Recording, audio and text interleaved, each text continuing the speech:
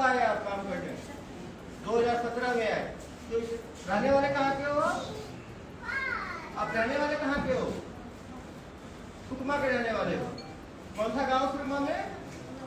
पूरमपाड़। कौन सा थाना पड़ता है पूरमपाड़? चिंतलनार थाना पड़ता है। तो चिंतलनार थाना से इतना दूर आप बालाघाट क्यों आए नक्सल संगठन में? बालाघाट क्यों आए इतना दूर? नक्सली लेके आए। कौन नक्सली भर्ती किया आपको? वनिता दीदी आपको भर्ती करी। वनिता अभी भी काम कर रही है नक्सली संगठन में क्या?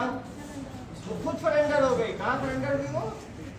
सुकमा में सरेंडर करी। कब सरेंडर करी वनिता? आपको पता नहीं। तो आप जब यहाँ पे आ रहे थे तो कौन बड़े नक्सली के साथ काम करते थे आप लेके आए थे? विकास को जानते हो आप? विकास कौन सा हथियार पकड़ता है? AK-47 पकड़ता है। विकास अभी भी नक्सली संगठन में है? छोड़ दिया है? नक्सली संगठन में है। बहुत समस्या है। क्या क्या समस्या है वहाँ पे? खाना पीना भी नहीं हो पाता है और पानी, अच्छा पानी भी नहीं मिल पाता है और बहुत चलना फिरना पड़ता है।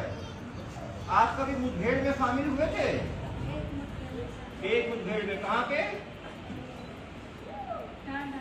टांडा में। उस मुठभेड़ में क्या हुआ था? यमुना दीदी मारी गई।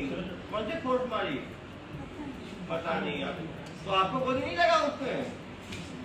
नहीं लगा तो आप भाग करेंगे। कब हुआ था ये मुठभेड़?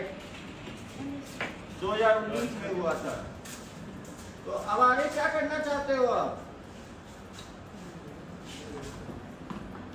मेरे मालूम नहीं है आपको, लेकिन जो बक्सर के लोग जो भर्ती होके जाते हैं नक्सल संगठन में उनको भर्ती होना चाहिए नहीं होना चाहिए? नहीं होना चाहिए। क्यों? बहुत मुश्किल है, जिंदगी बहुत मुश्किल है वहां पे। क्या बोल के नक्सली भर्ती की है आपको? छोटे समय में बुद्धि नहीं थी इसलिए आपको भर्ती कर दिए उसने। जब समझ में आया तो आप वापस चले गए। आपकी शादी हुई? आपकी जबरदस्ती शादी कर दी है? कौन? नक्सली जबरदस्ती शादी कर दी। किसने शादी किया आपका? प्रेम के साथ। वो भी संगठन में है कि छोड़ दिया है? वो संगठन में है। किस पद पे है वो? बलालखंड में है। 8 लाख का इनामी है प्रेम। तो आप छोड़ के आए, प्रेम छोड़ के नहीं आया?